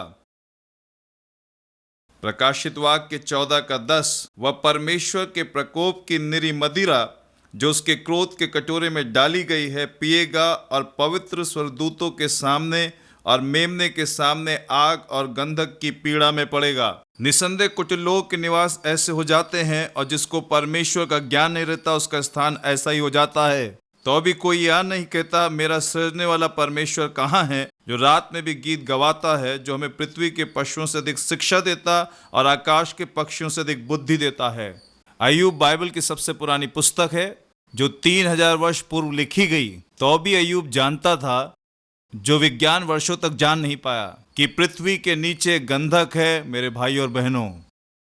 इब्रानी 9:27 और जैसे मनुष्यों के लिए एक बार मरना और उसके बाद न्याय का होना नियुक्त है। मित्रों, बाइबल जो लोग नरक चले गए उनकी एक सूची देती है। मैं चाहता हूं कि मैं और आप उस सूची में ना हों। 1 कुरिन्थियों 6वां अध्याय उसका 9वां पद, क्या तुम नहीं जानते कि अन्यायी लोग परमेश्वर के राज के वारिस ना होंगे? धोखा ना खाओ, न वेश्यागामी, न मूर्ति पूजक, न परस्त्रीगामी, न लुच्चे, न पुरुषगामी, न चोर, न लोभी, न पियक्कड़, न गाली देने वाले, न अंधेर करने वाले परमेश्वर के राज के वारिस होंगे। और तुम में से कितने ऐसे ही थे, परंतु तुम प्रभु यीशु मसीह के नाम से और हमारे परमेश्वर के आत्मा से धोए गए और पवित्र हुए और धर्मी ठहरे। ठीक है भाइयों बहनों, उस बड़ी सूची को देखें। खतरनाक है। लोग जो इन कामों में लगे हैं, लोग जिनके पाप क्षमा नहीं हुए हैं, जो अभी तक यीशु के लहू से धुले नहीं हैं, जो पाप में बने रहते हैं, आप परमेश्वर के अनंत न्याय का सामना करेंगे।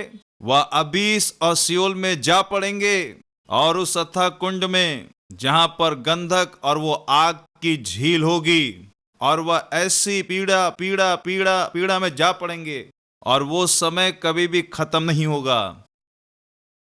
पौलुस प्रेरित 1 कुरिन्थियों 6 के 12 में कहता है, सब वस्तुएं मेरे लिए उचित तो हैं, परंतु सब वस्तुएं लाभ की नहीं। सब वस्तुएं मेरे लिए उचित हैं, परंतु मैं किसी बात के अधीन न होऊंगा।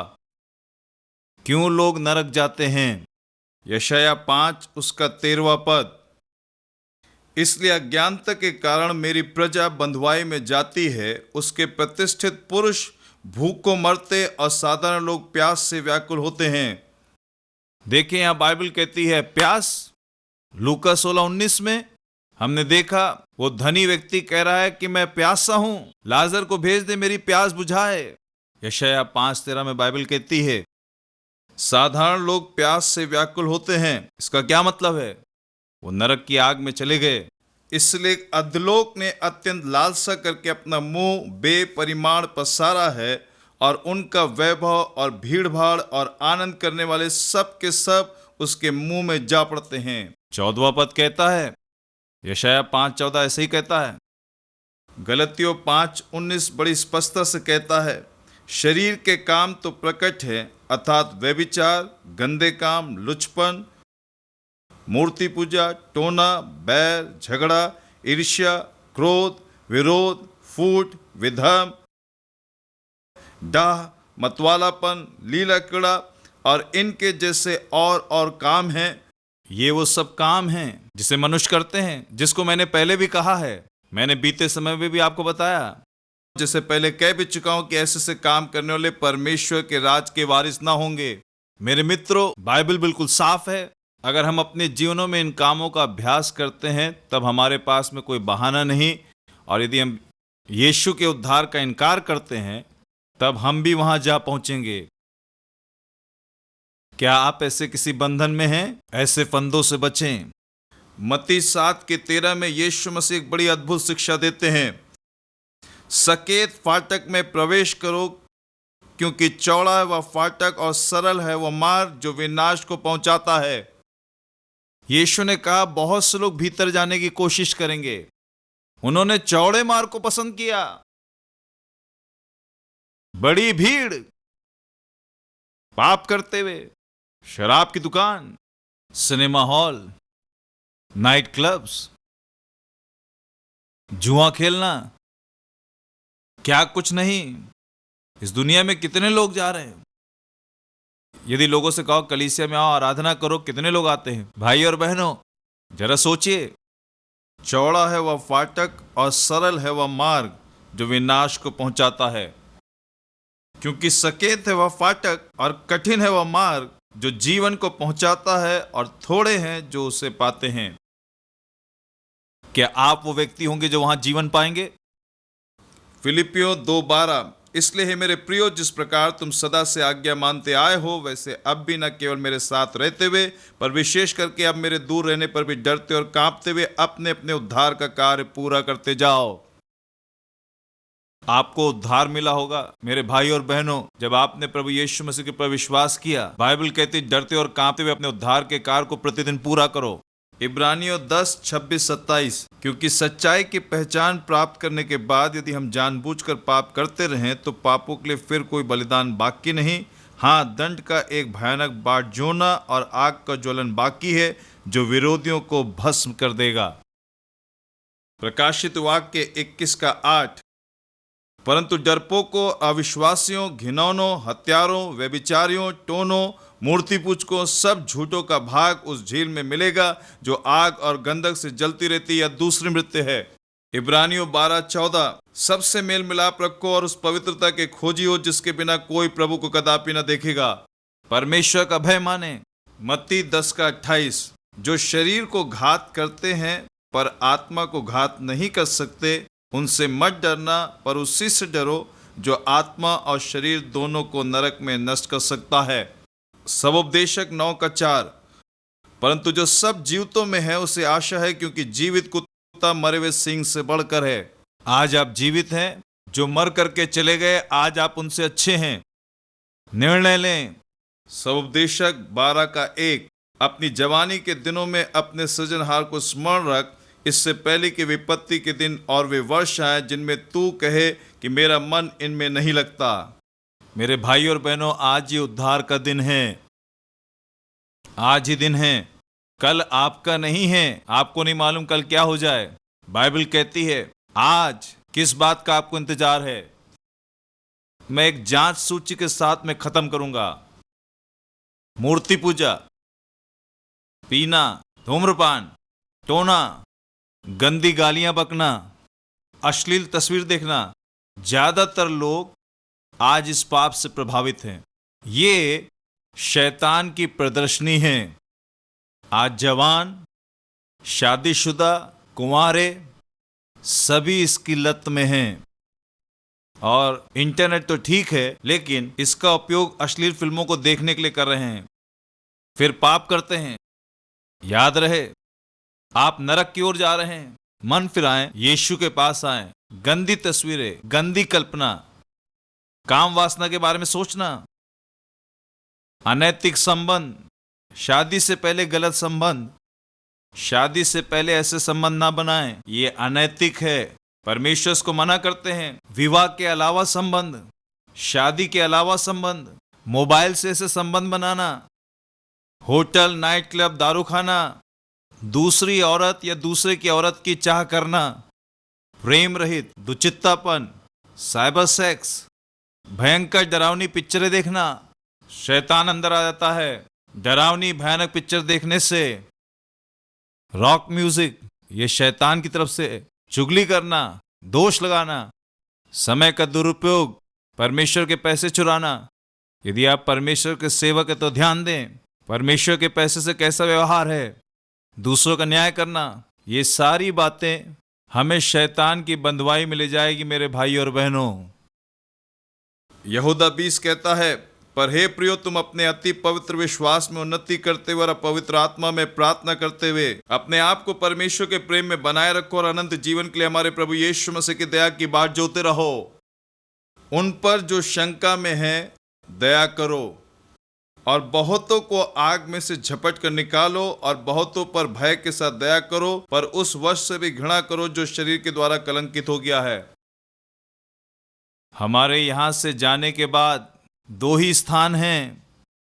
बाइबल कहती है कि हमें क्या करना है। रोमियो उसके 10:9 में हम देख सकते हैं कि यदि तू अपने मुंह से यीशु को प्रभु जानकर अंगीकार करे और अपने मन से विश्वास करे कि परमेश्वर ने उसे मरे में से जिलाया, तो तू निश्चय उद्धार पाएगा। यूहन्ना 6:37, जो कुछ पिता मुझे देता है वह सब मेरे पास आएगा और जो कोई मेरे पास आएगा उसे मैं कभी न निकालूंगा। व्यवस्था विवरण 11:26, सुनो मैं आज के दिन तुम्हारे आगे आशीष और शाप दोनों रख देता हूं। यहोवा की इन आज्ञाओं को जो मैं आज तुम्हें सुनाता हूं मानो तो तुम पर आशीष होगी, और यदि तुम अपने परमेश्वर यहोवा की आज्ञाओं को नहीं मानोगे और जिस मार्ग की आज्ञा आज मैं सुनाता हूं उसे तज कर दूसरे देवताओं के पीछे हो लोगे जिन्हें तुम नहीं जानते हो, तुम पर शाप पड़ेगा। भाई और बहनों, यीशु कहते हैं मैं तुम्हारे लिए मरा, मैंने तुमसे इतना प्रेम किया। यीशु क्रूस पर मरे। व्यवस्था विवरण 30वां अध्याय उसका 20वां पद, इसलिए अपने परमेश्वर यहोवा से प्रेम करो और उसकी बात मानो और उससे लिपटे रहो, क्योंकि तेरा जीवन और दीर्घ जीवन यही है। भाई और बहनों, उद्धार कितना महान है, परमेश्वर का प्रेम कितना महान है। इब्रानियों 2:14-15, इसलिए जबकि लड़के मांस और लहू के भागी हैं तो वह आप भी उनके समान उनका सहभागी हो गया, ताकि मृत्यु के द्वारा उसे जिस पे मृत्यु पर शक्ति मिली थी अर्थात शैतान को निकम्मा कर दे और जितने मृत्यु के भय के मारे जीवन भर दासत्व में फंसे थे उन्हें छुड़ा ले। मेरे प्रिय मित्रों, कुछ लोग ऐसे ऐसे बहानों को बनाने लगते हैं, अजीब बहानों को। मेरे पास की बड़ी सूची है, क्या आप भी उसमें हैं, जिसको ऐसे ही बहाने बनाने की आदत सी पड़ गई है। हमेशा परमेश्वर के प्रेम और उसकी योजना से भागना। कुछ सोचते हैं कि वो पूरी तरह पर्याप्त हैं, मुझे कोई शिक्षा की जरूरत नहीं है। स्वर्ग और नरक और परमेश्वर चाहे कुछ भी, कोई मसीह सही नहीं है।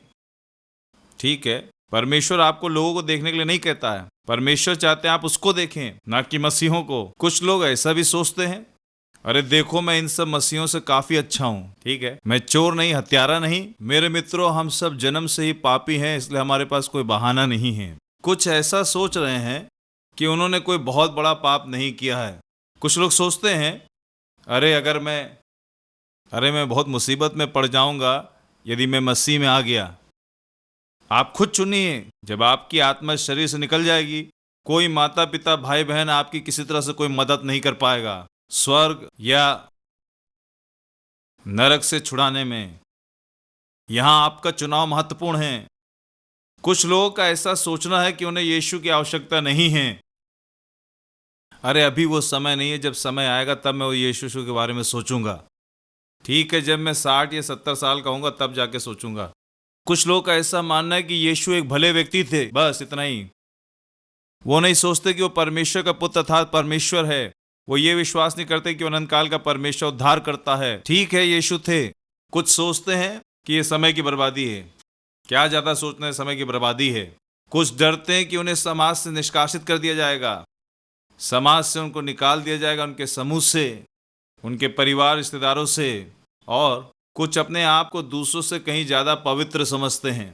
कुछ ऐसा सोचते हैं इसकी जरूरत अनपढ़ों को है, पढ़े लिखे लोगों को नहीं, ना कि बुद्धिजीवों को। केवल अनपढ़ लोगों की इसकी आवश्यकता है। क्या मूर्खता की ये बात है। कुछ लोग ऐसे सोचते हैं कि उन्हें कोई कुछ ना बताए। मुझे कुछ मत बताओ, मुझे सब कुछ आता है, मुझे ज्यादा बताने की जरूरत नहीं। ये ऐसे लोग हैं, इनके पास जाना समझाना सिखाना कठिन है। सावधान हो, आप ऐसे व्यक्ति ना हो। और कुछ तो ऐसा समझते हैं उनको सब कुछ आता है। अरे मैं सब जानता हूं। ये वही लोग हैं जो कुछ भी नहीं जानते हैं। कुछ ऐसा सोचते हैं वो सबसे ज्यादा व्यस्त हैं। इन बातों के लिए बिल्कुल भी समय नहीं है। बहुत व्यस्त, बिल्कुल समय नहीं है। कुछ सोचते हैं ये और कुछ नहीं, केवल ये धर्मांतरण है। आप अपने आप को मूर्ख बना रहे हैं। कुछ सोचते हैं ये जो केवल धर्म के पीछे भागते हैं उनके लिए ये है। पास्टर, प्रचारक, पुरोहित, ये आम आदमी के लिए नहीं है। मित्रों, आप ऐसा सोचते हैं ये आप ही के लिए, पूरी तौर से आप ही के लिए है। कई लोग ऐसे सोचते हैं कि उद्धार पाने के लिए कई तरीके हैं, स्वर्ग जाने के कई तरीके हैं। नहीं मेरे भाई, केवल एक ही तरीका। यीशु ने कहा, मार्ग, जीवन और सत्य में ही हूं। यीशु आपके हृदय के द्वार को खटखटा रहे हैं। यदि आप अपने हृदय को खोलकर यीशु को ग्रहण करेंगे, यीशु ने कहा वो भीतर आएंगे और आपके हृदय में राज करेंगे, और फिर वो वहां पर हमेशा हमेशा राज करेंगे। अब आप कहेंगे यही समय है, ये वो समय है, यही वो समय है। यदि हम इसे खो दें तो हम लोग ऐसे बड़े उद्धार से निश्चिंत रहकर कैसे बच सकते हैं, जिसकी चर्चा पहले पहल प्रभु के द्वारा हुई और सुनने वालों के द्वारा हमें इसका निश्चय हुआ। और साथ ही परमेश्वर भी अपनी इच्छा के अनुसार चिन्हों और अद्भुत कामों और नाना प्रकार के सामर्थ के कामों और पवित्र आत्मा के वरदानों के बांटने के द्वारा इसकी गवाही देता रहा। 2 कुरिन्थियों 6:2। अभी वह प्रसन्नता का समय है, देखो अभी वह उद्धार का दिन है। वहां पे 2 बार आर शब्द का प्रयोग है। पहला आर रिजॉइसिंग, आनंद मनाने के लिए, और दूसरा आर रिजेक्टिंग क्राइस्ट, यीशु का इनकार करना और अनंत नरक में चले जाना। एक निर्णय, एक आर, यीशु को ग्रहण करें, आनंद मनाएं, या यीशु का इनकार, पछतावा। यीशु को ग्रहण करें, स्वर्ग में आनंद मनाएं। यीशु का इनकार, पछतावा, हमेशा के लिए नरक की आग में।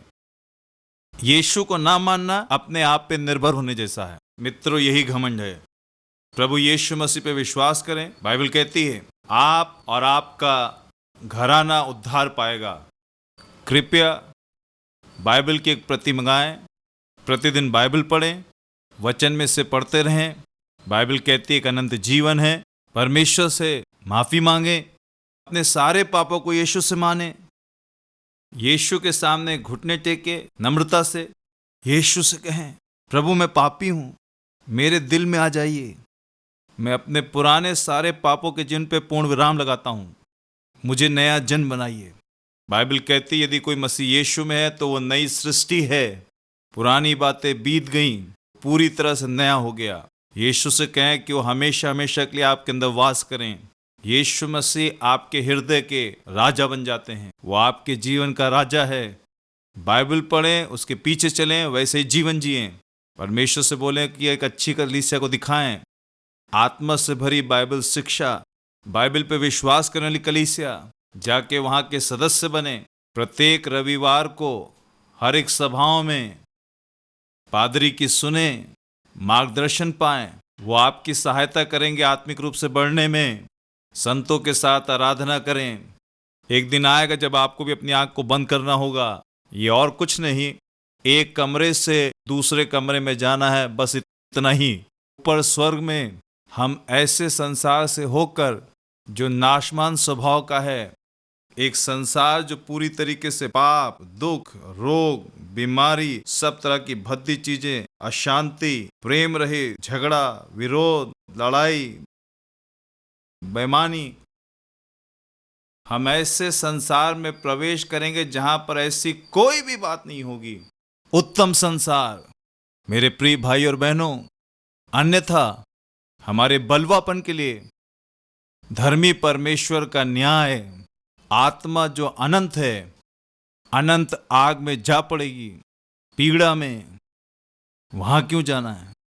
परमेश्वर नहीं चाहते हैं हमारी आत्मा नरक जाए। परमेश्वर हमें स्वर्ग में देखना चाहते हैं।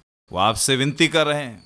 जबकि आपने इस कार्यक्रम को देखा है, परमेश्वर ने आपसे बातें की होंगी। अपने हृदय को सख्त मत करें, बजाय यीशु ग्रहण करें। आप ऐसा भी सुनेंगे, स्वर्गदूत, वास्तविक स्वर्गदूत, वो कभी अपनी आवाज को किसी टेप रिकॉर्डर में जाके नहीं देंगे। वो वास्तविक स्वर्गदूत स्वर्ग में, ये स्वर्गदूत हमेशा बहुत ही सुंदर गीत गाते रहते हैं। आइए परमेश्वर के स्वर्गदूतों के साथ वहां पर हमेशा हमेशा के लिए उनके साथ रहें। भला परमेश्वर आपको आशीष देवे। धन्यवाद।